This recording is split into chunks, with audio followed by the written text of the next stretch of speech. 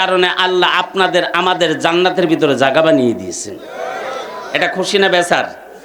জান্নাতে যার দরকার আছে কি আছে না? কে কে জান্নাতে যেতে চান একটু আল্লাহকে হাতে উঠে দেখেন থেকে। আল্লাহ কবুল করুক। আমিও জানি এটা বাংলাদেশ, এটা রবি ঠাকুরের বাংলা নয়, এটা সূর্য সেনের বাংলা নয়, এটা লক্ষ্য সেনের বাংলা নয়, এটা বাইজিদ বুস্তাবির বাংলা, এটা শাহজালালের বাংলা, এটা শাহ মাকদুমের বাংলা, এটা আম্মা শফি সাহেব রহমাতুল্লাহের বাংলা, আল্লামা আজিজুল হক রহমাতুল্লাহের বাংলা, লক্ষ লক্ষ আলেমের বাংলা, লক্ষ লক্ষ মসজিদের বাংলা, 90% মুসলমানের বাংলার জমিনে আমরা ইসরায়েলের কোনো মালকে, আমরা ইসরায়েল কোনো পণ্যকে ব্যবহার করব না এবং ব্যবহার করতে দেওয়া যাবে না। কে কে রাজি আছেন আমার আল্লাহকে হাত তুলে দেখান। ভাই যারা আছেন সামনের দিকে এগিয়ে আসতে হবে, ভাই মাইক আরো ক্লিয়ার করতে হবে, আরো আওয়াজ বাড়ান। আপনারা কি রাগ হচ্ছেন নাকি আমার ভাইয়েরা? আসেন তো শেষ পর্যন্ত নাকি? আমাদের পশ্চিম বাংলার মুখ্যমন্ত্রী মমতা ব্যানার্জির নাম আপনারা শুনেছেন কি শোনেন নাই? এই পশ্চিম বাংলার মুখ্যমন্ত্রী মমতা ব্যানার্জিকে ভারতের প্রধানমন্ত্রী নরেন্দ্র মোদী বলছেন, মমতা ব্যানার্জি পশ্চিম বাংলার সমস্ত মুসলমানদের মসজিদকে বন্ধ করে দাও। মমতা ব্যানার্জি ভারতের প্রধানমন্ত্রী নরেন্দ্র মোদীকে বলেছেন, নো, প্রয়োজন হলে মন্দির বন্ধ হয়ে যাবে, মুসলমানদের মসজিদ খোলা থাকবে। মমতা ব্যানার্জি কলকাতা হাওড়া স্টেশনের পাশে আপনার ধর্মতলা একটা জায়গা আছে, এই ধর্মতলা আপনার একটা জনসভার মাধ্যম দিয়ে উনি ইন্ডিয়ার সমস্ত লোকদেরকে মেসেজ দিয়েছেন। উনি ইন্ডিয়ার প্রধানমন্ত্রী নরেন্দ্র মোদীকে বলেছেন, নরেন্দ্র মোদী কান খাড়া করে শুনলো, কান কেন্দ্র রুই ঘুষামাত, কানটি খাড়া করে শুনে রাখো, কানের ভিতর তোলা ঢুকিয়ে দিও না। আমি যদি ইন্ডিয়াতে কখনো প্রধানমন্ত্রী প্রাইম মিনিস্টার হতে পারি, অবশ্যই অযোধ্যার জমিনে মুসলমানদের বাবরি মসজিদের জায়গা বাবরি মসজিদ নির্মাণ করে ছেড়ে দিব। বিহারের সাবেক মুখ্যমন্ত্রী লালু প্রসাদ যাদব উনি আপনার নরেন্দ্র মোদীকে বলেছেন, আমি যদি ইন্ডিয়াতে কখনো প্রধানমন্ত্রী হতে পারি, অবশ্যই অযোধ্যার জমিনে বাবরি মসজিদের জায়গা বাবরি মসজিদ নির্মাণ করে ছেড়ে দিব। উত্তরপ্রদেশের সাবেক মুখ্যমন্ত্রী মুলায়ম সিং যাদব সমাজবাদী পার্টির লিডার উনি নরেন্দ্র মোদীকে বলেছেন, আমি যদি ইন্ডিয়াতে কখনো প্রধানমন্ত্রী হতে পারি, প্রাইম মিনিস্টার হতে পারি, অবশ্যই অযোধ্যার জমিনে মুসলমানদের বাবরি মসজিদের জায়গা বাবরি মসজিদ নির্মাণ করে ছেড়ে দিব। দিল্লি প্রদেশের রানিং মুখ্যমন্ত্রী অরবিন্দ কেজরিওয়াল সাহেব উনি নরেন্দ্র মোদীকে বলেছেন, আমি যদি ইন্ডিয়াতে কখনো প্রধানমন্ত্রী হতে পারি, প্রাইম মিনিস্টার হতে পারি, অবশ্যই অযোধ্যার জমিনে মুসলমানদের বাবরি মসজিদের জায়গা বাবরি মসজিদ নির্মাণ করে ছেড়ে দিব। কর্ণাটকের রানিং মুখ্যমন্ত্রী উনি নরেন্দ্র মোদীকে বলেছেন, আমি যদি ইন্ডিয়াতে কখনো প্রধানমন্ত্রী হতে পারি, প্রাইম মিনিস্টার হতে পারি, অবশ্যই অযোধ্যার জমিনে মুসলমানদের বাবরি মসজিদের জায়গা বাবরি মসজিদ নির্মাণ করে ছেড়ে দিব। ভারতের চিত্র জগতের নায়ক মিঠুন চক্রবর্তী ফাটাকেষ্ট 100 নায়ক নায়িকা নিয়ে সমাবেশের মাধ্যম দিয়ে সাংবাদিক সম্মেলন করে নরেন্দ্র মোদীকে জানিয়ে দিয়েছেন, আমি যদি ইন্ডিয়াতে কখনো প্রধানমন্ত্রী হতে পারি, প্রাইম মিনিস্টার হতে পারি, আমি যদি ইন্ডিয়ার ধারক বাহক হতে পারি, অবশ্যই অযোধ্যার জমিনে তোমার রাম মন্দিরকে উড়িয়ে দিয়ে ভেঙে দিয়ে মুসলমানদের বাবরি মসজিদের জায়গা বাবরি মসজিদ নির্মাণ করে ছেড়ে দিব। যত লোকের নাম বলেছি এরা কি সব মুসলমান? এরা কি ইন্ডিয়ার ছোট ছোট ব্যক্তি বাবা? নয় মোদির মতো চা বিক্রি করে বেড়ায়? হ্যাঁ, এটা খুশির খবর আছে কি আছে না? এই মুসলমান কান লাগান, সারা পৃথিবীর আলেম ওলামারা এই ভারতের প্রধানমন্ত্রী নরেন্দ্র মোদীর একটি সার্টিফিকেট দিয়েছে, ওলে গুজরাটের কষায় আমার কথা যদি মিথ্যা হয়ে যায় আমাকে স্টেট থেকে নামতে দেবেন, এখানে গেলে পারবেন। ইউটিউবে এক্ষুনি আপনি সার্চ দেন, নরেন্দ্র মোদী সাহেবের যেখানে বাড়ি গুজরাট প্রদেশে, বিলকিস বানু নাম করে একজন মুসলিম মহিলা, এই বিলকিস বানু মুসলিম মহিলার পরিবারে 8 জন সদস্য বাস করতে।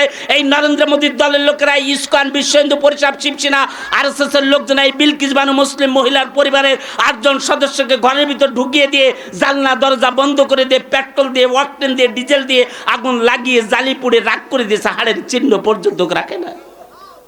পরবর্তীতে এই বিলকিস বানুকে 11 জনে দর্শন করেছে। ওই মুসলমান, এই বিলকিস বানুর মুসলিম মহিলার বাড়ির পাশে আরেকজন মুসলিম এমপি আছে, নাম তার ইহসান জাফরি। এই ইহসান জাফরির পরিবারে 3 জন সদস্য বাস করে। এই নরেন্দ্র মোদীর দলের লোকেরা, ইসকন, এই RSS, শিবসেনার লোকজনরা এই ইহসান জাফরির পরিবারের 3 জন সদস্যকে ঘর থেকে বের করে রাজপথে 5 টুকরা করে ফেলে দিয়েছে। পরবর্তীতে এমপি ইহসান জাফরিকে ঘর থেকে বের করে 7 টুকরা করে ফেলেছে। আয় মুসলমান, কত বড় এই জঙ্গে মোদী, কত বড় সন্ত্রাস! এই ইহসান জাফরির বাড়ির পাশে আরেকজন 8 মাসের গর্ভবতী মুসলিম মহিলা, পেটে 8 মাসের বাচ্চা আছে। এই নরেন্দ্র মোদীর দলের লোকেরা, ইসকন, এই RSS, শিবসেনার লোকজনরা এই 8 মাসের গর্ভবতী মুসলিম মহিলাকে ঘর থেকে বের করে এনে পেটটি খুর দিয়ে চিরে দিয়েছে, বাচ্চাটি জমিনে। এর 5 মিনিট পরে ওই বাচ্চাকে আগুনে পুড়িয়ে জালে রাগ করে দিয়েছে। এর 5 মিনিট পরে ওই মুসলিম গর্ভবতী মহিলাকে ওই আগুনে পুড়িয়ে জালে রাগ করে দিয়েছে। ওর হাজব্যান্ড ঘরের ভিতর চিৎকার করছে, ওর হাজব্যান্ডকে ঘর থেকে বের করে এনে ওই আগুনে পুড়িয়ে জালে রাগ করে দিয়েছে। এর থেকে বিশ্বের বুকে মমরত্ব ঘটনার হতে পারে না। কথা বলেন ঠিক কি বেঠিক? গোটা পৃথিবীতে একমাত্র মুসলমানরা নির্যাতিত নিপীড়ের ভিতরে আছে কি আছে না আমার ভাইয়েরা? কথা বলেন। গোটা পৃথিবীতে একমাত্র মুসলমানরা নির্যাতিত নিপীড়ের ভিতরে আছে। আমি এই বাংলাদেশের নেত্রকোনা ডিস্ট্রিক্টের ওয়াজ মাহফিল থেকে ঘোষণা করতে চাই, গোটা পৃথিবীর একমাত্র মুসলমানরা নির্যাতিত নিপীড়ের ভিতরে আছে। আগামী কাল থেকে গোটা পৃথিবীর মুসলমানদের আনাস বিন নজর হতে হবে, সাদ হতে হবে, হানজালা হতে হবে, আমির হামজা হতে হবে। প্রয়োজন হলে মুসলমানের পক্ষে, কোরআনের পক্ষে, ইসলামের পক্ষে কাপনের কাপড় পরে ময়দানে ঝাঁপিয়ে পড়তে হবে। কে কে রাজি আছেন আমার আল্লাহ কাতরে দেখান।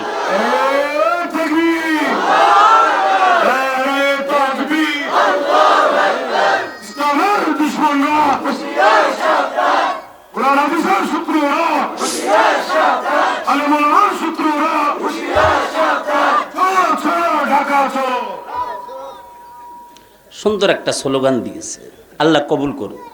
তবে তাকবীর যা দিচ্ছেন আমার কিন্তু মায়া লাগতেছে। এই শহরে কি পৌঁছেছে তাকবীর? কথা বলুন। হ্যাঁ, এই তাকবীর নিয়ে গজওয়াতুল হিন্দের যুদ্ধে যাচ্ছেন আপনারা। হ্যাঁ, তাকবীর একটা দিব, ইন্ডিয়ার বর্ডার পৌঁছাতে হবে। এই ডিস্ট্রিক্টের পরে ইন্ডিয়া আছে কি আছে না? কমলাকান্দার ওই পাশে ইন্ডিয়া। কথা বলেন ঠিক কি বেঠিক? পূর্বতলার ওই সাইড ইন্ডিয়া। মনে করছেন আমি চিনি না নাকি? বাংলাদেশের 40-42 জেলা আমি প্রোগ্রাম করি। তাকবীর একটা দিব, নেত্রকোনা শহর ডিস্ট্রিক্টের মাঝখানে পৌঁছাতে হবে। রাজি আছেন?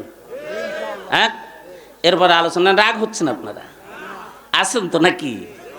আলোচনা কেবল শুরু হয়েছে। মোদি কেমন ব্যক্তি এটা জানার দরকার আছে আপনাদের। কথা বলেন ঠিক কি বেঠিক? সূরা ফিলটা আমার সময় না, আমার আরেকটা প্রোগ্রাম আছে, 3 ঘন্টা লাগতো আমার এটা প্লেস করতে গেলে। পরে রেডি হন, আমি একটা তাকবীর দিই। নারে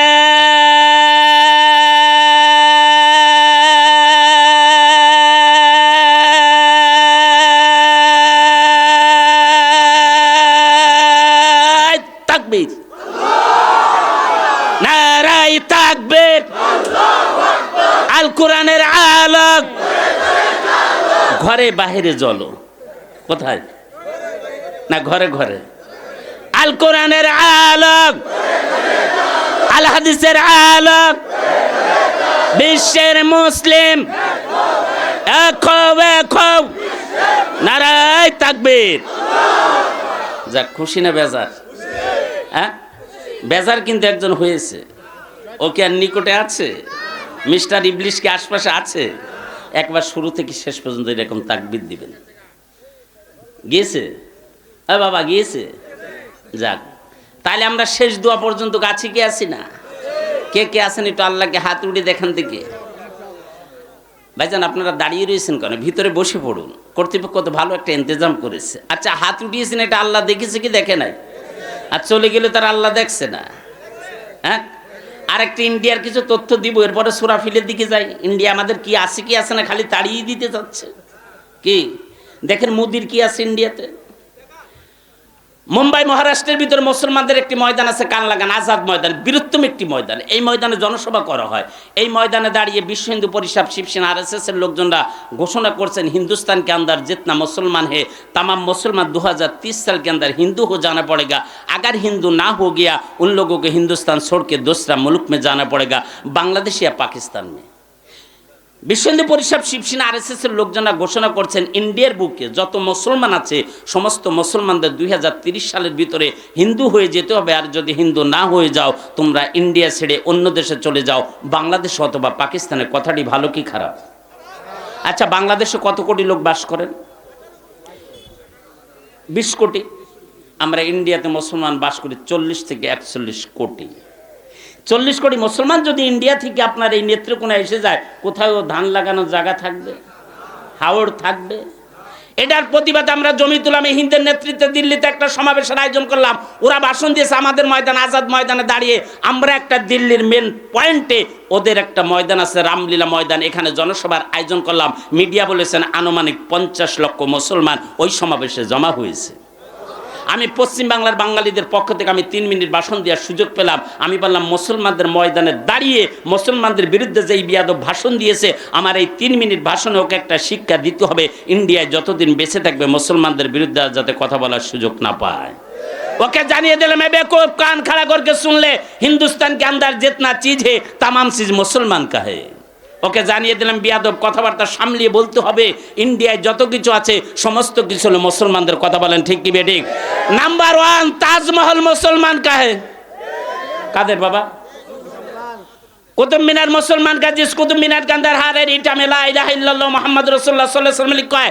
आजमीर शरीफ मुसलमान का, लाल किला मुसलमान का, दिल्ली जामे मस्जिद मुसलमान का, मौलाना अबुल कलाम आजाद मेडिकल कॉलेज मुसलमान का, हजरत निजामुद्दीन डेल मुसलमान का, हजरत निजामुद्दीन दरबार शरीफ मुसलमान का, अलीगढ़ विश्वविद्यालय मुसलमान का, फरीदाबाद मुसलमान का, इलाहाबाद मुसलमान का, दारुल उलूम देवबंद मदरसा मुसलमान का, मुंबई हाजी अली दरबार शरीफ मुसलमान का, नवाब सिराजुद्दौला मुसलमान का।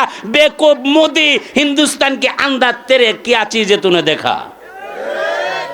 ইন্ডিয়ার ভিতরে তোদের কি আছে মোদি তুই দেখা। যত কিছু আছে সমস্ত কিছু হলো আমাদের মুসলমানদের। মুসলমান দেখলে, মুসলমানদের টুপিদারি দেখলে যদি তোমার শরীর গরম হয়ে যায়, তুমি ইন্ডিয়া ছেড়ে অন্য দেশে চলে যাও। মুসলমান কালও ছিল, আজও আছে, মুসলমান থাকবে। তবে মুসলমানরা কারো ধর্মের পর হস্তক্ষেপ করে না, এটা শিক্ষা দিয়েছেন মুসলমানদের নবী মুহাম্মদুর রাসূলুল্লাহ সাল্লাল্লাহু আলাইহি ওয়াসাল্লাম। আসামে দাঁড়িয়ে বিজেপির লিডার ঘোষণা করছেন মুসলমানদের মসজিদ গান এটা ইবাদত গান, এটা ভেঙে দিলে কিছু হয় না। জোরে বলেন নাউজুবিল্লাহ। আমি স্বামীকে পরামর্শ দিয়েছি, বিজেপির লিডার স্বামীকে আমি বলেছি 1992 সাল 6 ডিসেম্বর বাবরি মসজিদের গম্বুজের উপরে উঠে যারা হাতুড়ি চালিয়েছিল তাদের পরিণতি কি হয়েছে তাদের কাছে যে জিজ্ঞাসা করে দেখো। আমি দিল্লিতে জয়রামের সঙ্গে সাক্ষাৎ করলাম, দাদা আপনি কেন মুসলমান হলেন? জয়রাম আমাকে বলছেন তাওহীদি সাহেব 1992 সাল 6 ডিসেম্বর বাবরি মসজিদের গম্বুজের উপরে উঠে যখন আমি হাতুড়ি চালানো শুরু করলাম, হঠাৎ করে আমার চোখে হাওয়া লেগেছে, সঙ্গে সঙ্গে চোখ দুটো আমার অন্ধ হয়ে গিয়েছে। আমি 1 মিনিটের ভিতরে যখন পুনরায় ঘুরে ইমানের কলমা পড়ে মুসলমান হয়ে গিয়েছে, সঙ্গে সঙ্গে আমার আল্লাহ চোখ দুটো ভালো করে দিয়েছে। আমি বিজয় গোয়েলের সঙ্গে দিল্লিতে সাক্ষাৎ করলাম, উনি হলেন বিজেপির এমপি, এই মোদির দলের এমপি। আমি বলছি আপনি কেন মুসলমান হলেন? বিজয় গোয়েল আমাকে বলছেন তাওহীদি সাহেব 1992 সাল 6 ডিসেম্বর বাবরি মসজিদের গম্বুজের উপরে উঠে যখন আমি হাতুড়ি চালানো শুরু করলাম, হঠাৎ করে আমার পায়ে এসে ছোট্ট একটি পাথরের টুকরা লেগেছে, সঙ্গে সঙ্গে পা দুটো আমার প্যারালাইসিসের মতো পঙ্গু হয়ে গিয়েছে। আমি দেশ বিদেশে ডাক্তারের কাছে গিয়েছি, মেডিকেল কলেজে গিয়েছি, গোটা পৃথিবীর ডাক্তারকে আমাকে পরামর্শ দিয়েছে বিজয় গোয়েল, গোটা পৃথিবীর ডাক্তার ওষুধ যদি বেটে খাওয়া হয় তোমার রোগ ভালো হবে না, রোগের উৎপাদন যেখানতে হয়েছে ওখানে যেই ক্ষমা চেয়ে নাও। ওখানে কোথায়? আর রামায়ণের ভিতরে এখানে রামায়ণ বলছেন রামের জন্ম হলো রামের মনের মধ্যে, কিন্তু ইন্ডিয়ায় একদল মূর্খ দল 1 সপ্তাহ 10 দিন গোসল করে না, ওদের গায়ের দ্বারে ভিড়া যায় না। ও পার্টি স্টেশনে থাকলে আমি দূরে, ওরা বলছেন আমাদের রামের জন্ম হলো অযোধ্যা বাবরি মসজিদের ওখানে। এটা বলে মুসলমানদের বাবরি মসজিদকে শহীদ করে দিয়েছে, গোটা পৃথিবীর মুসলমানদের কলিজাতে আঘাত দিয়েছে। কথা বলেন ঠিক কি বেঠিক? আমরাও শপথ দিয়েছি মোদি, हिंदुस्तान के अंदर अगर एक मुसलमान की बच्चा जिंदा रहे 2040 साल में हम लोग तुम्हारे राम मंदिर को तोड़कर वहाँ पर बाबरी मस्जिद बनाऊंगा, वहाँ पर अजान होगी, नमाज होगी, जुमा होगी। दुनिया कोई ताकत रुका नहीं सकते, रुका नहीं सकते, रुका नहीं सकते।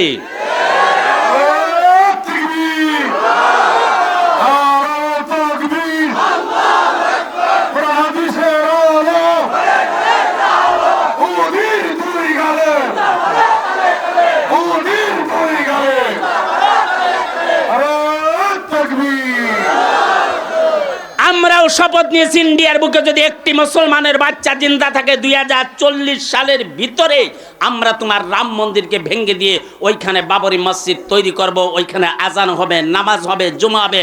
দুনিয়ার কোনো শক্তি ঠেকিয়ে রাখতে পারবে না, পারবে না, পারবে না इंशाअल्लाह। क्योंकि मुसलमान तमाम चीज को बर्दाश्त कर सकते। मुसलमान के सामने मुसलमान के बेटाओं को मार दोगे, बीबियों को मार दोगे, मुसलमान की तमाम दौलत छीन लोगे, मुसलमान बर्दाश्त कर लेंगे। लेकिन मुसलमान एक चीज़ बर्दाश्त नहीं कर सकते, मुसलमान के सामने मुसलमान के कुरान और हदीस मस्जिद मदरसा पर अगर कोई टास जाए मुसलमान को भी बर्दाश्त नहीं कर सकते।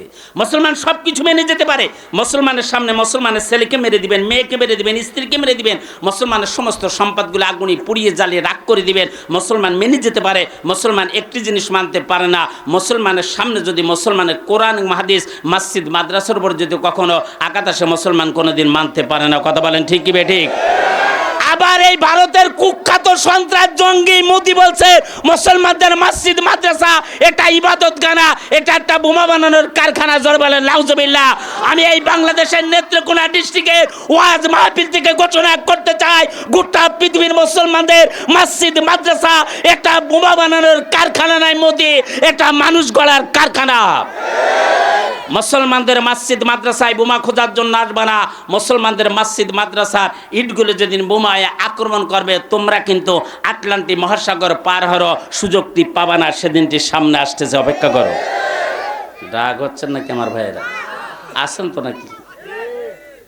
আলোচনা যেমন গরম হচ্ছে, মনে হচ্ছে 2 ঘন্টা করি। হ্যাঁ, আল্লাহ কবুল করো। ভাই আপনারা একটু ভিতরে এসে বসতে পারবেন? একটু এগিয়ে আসুন, থেকে সামনের দিকে এগিয়ে চলে আসুন, এগিয়ে চলে আসুন। লা ইলাহা, আমার দিকে এগিয়ে চলে আসুন, আমার দিকে এগিয়ে চলে আসুন। জায়গা আছে তো, খালি জায়গাটা পুরো করুন। ভাই আপনারা দাঁড়িয়ে থাকেন না, ভিতরে বসে পড়ুন। লা ইলাহা,